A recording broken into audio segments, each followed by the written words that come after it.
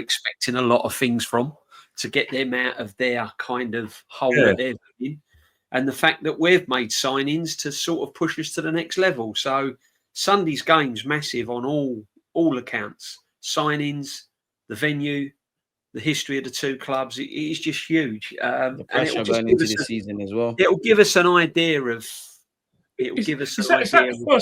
Is that the first time in Premiership history that our first game of the season is being against Man United? Because I remember a couple of. No, I can't remember one in my lifetime. You know, 90. I don't think it is. Didn't we play them at home once for the season? No, 86-87. 86-87. When George Graham's first home game, we played them, beat them 1-0. Since the Premiership was born, is it the first time we played them?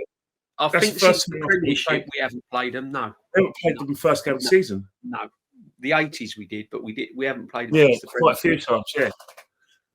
But having said that, it's massive, and I think it'll just lay the foundations on where we're going. To be honest, if we can get 3 points on Sunday and then do the business at home against Leeds, and then somehow kind of, Liverpool away nick a draw or something. That's a huge hurdle we can get over in those first 6 fixtures. You know how we do it. We've got to do it like the traditional way, in the proper ways, one game at a time. Just assume that we're in a title running where sometimes you got the last 10 games, and your players, some of your players running empty.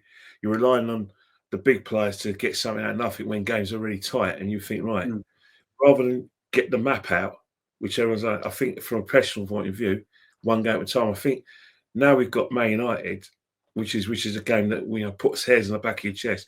You can't play Liverpool before you play Man United, and vice versa. Leeds and Man City. It's got to be one game at a time. Play what's in front of you. Yeah. They've got to treat the beginning of the season as if it's the end. If you know what I mean, as if they need to win these games to win the Premiership. They've got to treat. That's the attitude that they've got to go in. They can't go in with the attitude of it's the first couple of games of the season. If we drop points, we've still got the rest of the season to make up. We can't do that. We've got to go in the beginning of this season as if it's the end, as if it's like everything relies on it, because of the fixtures and how complicated the fixtures are. That's the only way to treat it. My biggest problem is if we get over if we do well against Man United, we beat Liverpool or draw at Liverpool, and we do that. The last thing you want is three London derbies. We've got Fulham, Palace, and West Ham, and they're the sort of teams that potentially drop points to. Banana skins. So there's no point. There's no point doing the business against the likes of Man United, going to Anfield, coming away with a point or possibly 3. Newcastle beating them. There's no point coming out of those fixtures and then kind of dropping points against that was our issue last year as well, to be honest. Like we did last season. West Ham come to the Emirates, done a job on us, weren't really playing well up until then. In actual fact, they were absolutely awful. Yeah. And they rocked up at the Emirates and somehow no one ever saw that coming. But it happens, and this is the vulnerability that we've got, and this is what we've got to try and iron out next season. We have to. If we want to be serious contenders in this football league, we've got to iron out all the mistakes that have been made in the past. And it's just whether he can or not. That's the thing. So how confident are you guys? Go on, Kenny, before I ask. Go on. No, I think sorry to Kane. I think that's the thing. Believe it or not, our home form is going to be very key. I think if you're interested in winning the league, it's not so much your away form that actually can. The Emirates has to become a fortress.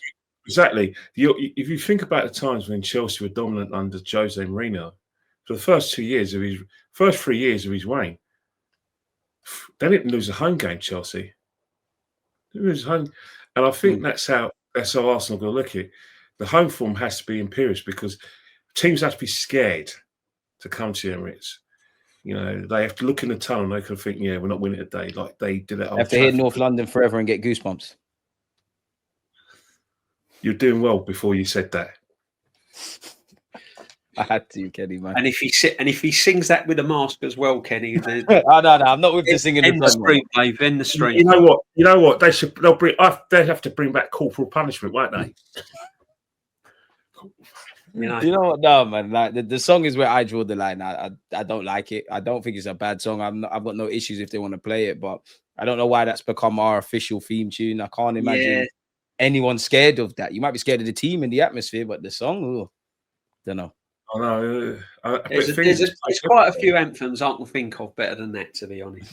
100%. And how does it even uplift the players? But it's on brand. Exactly. It's crazy. You know, we had a bit of Elvis, didn't we, as they come out? Oh, I remember that.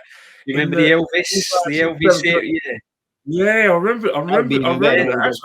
Actually, you know, I quite like that bit of Elvis as they come out. The Wonders of You, wasn't it? And they just stopped it all of a sudden. Then they just stopped it and brought out North London Forever. Yeah. So was it the Wonder of You? They played the Wonder of You, didn't they? Yeah, the Wonder of You, didn't they? Yeah. The Wonder of You, yeah. I want to ask you with this one on this topic as well. You know, making me laugh. Of you. That was funny. It was good. Kenny enjoyed that. Kenny enjoyed that. It made you feel good. He's a tough man to make smile, man. I want to stop. I do not want Sweet Caroline at Arsenal. No. What has that got? Why is that? Why is it crept in football and it's in boxing as well. It's in boxing. You know what it is with Sweet Caroline? Yeah. He's not even an English artist, is he? You know what spoils Sweet Caroline? It's a beautiful song, but when people just go, so good, just stop that. Stop it. I know they can't, Kenny. It's too far gone, Kenny, man. You gotta adapt to the times, man. You know what the modern football fans like, Kenny. Yeah, exactly. Bunch of them at the Emirates. I don't think it's meant to scare, though. It's for togetherness. You should be together anyways. But okay, I hear you, Arteta's board army. I hear you. Yeah. We need to start the show. Start the show from now and talk about the subjects you've raised. Yeah, man. The first thing I want to talk about is what have you made of Arsenal pre-season? Everything all in between, and we did quite well against Bilbao. Like I told you, Zubimendi's better than Partey, but we'll get on to that. Yeah, I'd be honest with you. My neck's on the line for Zubimendi. If I'm going to look into pre-season and be honest, it hasn't really got me excited. I've not seen too much in the way of how we're going to set up and how we're going to play next season. I've not seen a massive dynamic turn in tactics, which I was hoping to see. We've tried to get the ball forward a little bit quicker. Been a bit more direct, to be fair. Yeah, it's a bit more direct, but it's patchy in phases. One of the things I have learned is Zubimendi's good on the ball. I'm a little bit worried off the ball. His positioning and his work rate and how easy he gets kind of, beaten. But on the ball, he's very effective, which is good. I've said it from day one, Skelly's not a left back. He's not a left back. You've been consistent in that. He's going to get found out quite a few times, I think. And that's no disrespect to Skelly. One of the things that is completely come to light that me and Kenny's been banging on about for months and months and months is Martinelli is completely gone, and he should be sold. Good. He should be sold. I think the left-hand side is still a weakness. So pre-season for me, Gyökeres looks as if he's up for it. However, I've still not seen hard evidence that we're playing to his strengths. Tenfold in key positions, like when Odegaard, and you look at your creative players, when they're getting the ball, they're still holding it on. They're still holding on to it that little bit too long for me. I'd like to see it released a lot quicker so that Gyökeres can, he's on his bike. Yeah. So he's on his bike and he can get on the ball a little bit quicker and make things happen. That will probably come, but what I've seen pre-seasons, I've seen little snippets of improvements, but I've not seen an overall kind of wow factor that's going to think to myself, when we're going to mean business here. And what I've seen of Norgard, it's just batting safe in the crease, isn't it? It's just kind of, it's just the comfort zone, isn't it? I mean, there's players that we've bought this season and we're just in the comfort zone with them. We haven't really moved the goalpost, as in real title contenders, as in the squad challenging the first. Only 11. got 2 players that could lay claim to that. If anything, Exactly. Zubimendi, Zubimendi and Gyökeres are probably the only 2. The others are just, as I said, we're just in the comfort zone. They're a bit like for me. And I don't think we've done enough, and that's evident in the pre-season. And as the seasons goes on, you are going to get injuries. That's just the facts of life of playing football. There will be injuries. And then when you look at suspensions and injuries and stuff like that, you're then going to be looking at who is the players to come in. And the players that we've got to come in Marino, Norgard, an out-of-form Martinelli for Madueke, because I still think Madueke is going to play on the left. I think Martinelli, if we don't sell him, he will become the bench player. When you look at those players coming on, are they going to make a difference? Have we done enough in the market? I mean, for me, if you'd have given me Eze, Rodrigo, Gyökeres, Zubimendi, and then you say to me, we're getting Madueke, we're getting Norgard, I'd go, okay, fair enough. Understand. But the fact that we've made them our main signings and we've not bought anyone else in, for me, it's quite a worry going into the season. Just that I'm just that little bit concerned. Again, when you think that this team needs to win premierships, it needs to win major trophies. Needs to get over the line next year. And I just don't think we've done enough. I just don't think we've done enough in the market. But, you know, we will see. We will see.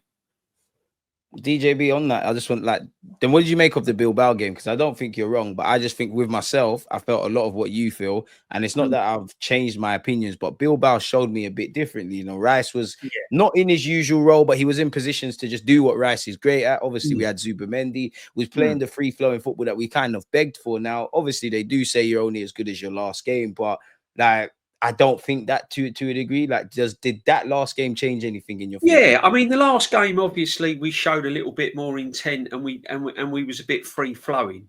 But let's be honest, Bilbao after the first goal was kind of, I don't know what they were playing, to be honest. They were wide open, you know, they weren't really. If ever you want to go and see a friendly, then Atletico Bilbao epitomised playing a friendly. You could see that for some reason or another they weren't really up for it. They was only there for the occasion. And any team that plays against us like that and gives us space and gives us time, we are going to punish this season. There's no doubt about it. And I've said it. If you do the low blocks, all along. We will have our moments in the sun. There will be teams that will allow us to play, and we will punish them because of the type of football we play.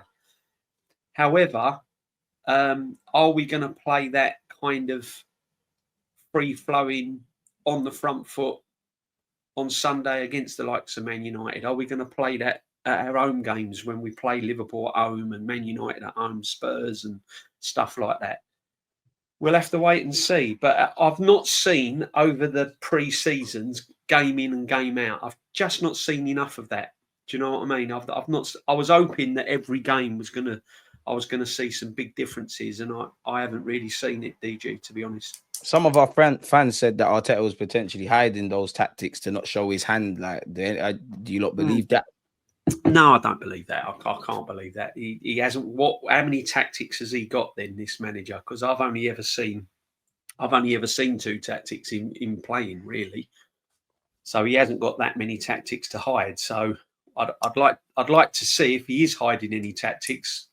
Let us see him on Sunday, because no, I don't think so. Kenny, where are you at on the preseason as a whole as we look to Man United? Well, in terms of preseason, we know Saka's come out really out of the ranks, really quick, really sharp. He's beginning to develop this, change of pace. I think he must be relieved he's had a preseason. You know what I mean? And so he's looked pretty sharp. The guys who are not going to trouble the scorers and made more of an impression. Realistically, Matt Dalman's not going to get involved in any major capacity next season, but he has caught the eye, and it's basically shown what we got for the future. Wanyeri pre-season. You know, it was an opportunity for him. I think, you know, he'll be involved this season, so he learnt something. Norgard is going to give us a physical presence. That's one thing we learnt this season. And because of what he gives us, it's highly likely that he's going to be featured in a lot more games than you think. One thing I am pleased about, Zubimendi does move the wheel tactically, and he's capable of doing it. To say he's better than Thomas Partey, well, they're not the same player. He's better than him, Kenny, man. No, it's not. Yeah, but the thing 2025, Kenny. You can't compare them because simple reasons. Why not? Are they both not centre mids? Well, it's not necessarily because what's happened is that when we're the compass tactically was Declan Rice and Thomas Partey playing in a similar sort of way where we were very difficult to beat and we were very physical in midfield. We're now moving away from that. To ask Zubimendi to do what Partey does is unrealistic. To ask what does Partey do though? What did Partey do? What Partey does is he screens the back four. He wins his strolls. But Zubimendi, he's not that kind of player. Zubimendi's there to give us control of the ball in midfield, especially in Europe. Well, that's my point. He does everything Partey does, and what you're saying. That's not Partey's job. That was never Partey's job. Neither it's Declan's job. Because he ain't got the capacity in 2024 or 2025. Yeah, but even say it. But we weren't asking him to do that. We're asking him to play. Because he can't do it. Yeah, but doesn't mean just because. Yeah, but it's not the way he can't do it. The manager is playing different. Is playing a certain way. Now with Zubimendi, the manager got no excuses to. He can move the the compass in a different way tactically. Come on, Kenny, man. You go to and DJB. You don't go to the games. You know Partey can't get up and down and do all of that. Let me ask you a question. Go ahead. Let's move it to Liverpool. Is Frimpong and Trent Alexander-Arnold the same player? Same sort of right back. Both right backs. Of course they're not. Yeah, but they're kind of that's a poor example. They're both actually more similar than Zubimendi and Partey. They're both back going forward. Can Liverpool attack the same way with Frimpong in the team or with Trent Alexander-Arnold? When you've got Trent Alexander-Arnold's delivery from set pieces, his accurate long passing, both diagonal and vertical, and the fact that he can lend himself for a goal with long shots. Can Liverpool play that way with French attributes? Yeah, you can. They can't because Frimpong's not the same player. You can. They might not be the same player, but they're both fullbacks. They're both fullbacks who are good going forward. You put attacking responsibility on them. Of course, Trent is a good passer, so you're going to put an emphasis on that. And that's what I'm saying is that different. When you replace a player, 9 out of 10 times, obviously you want something similar, but sometimes you want to move the wheel tactically because that player can give you something different. And that's why I'm praising Zubimendi.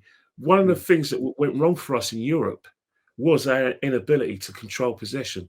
It was evident against Bayern Munich in 24, and it was critical in the 2 matches against PSG, especially in the second leg when PSG weathered the storm.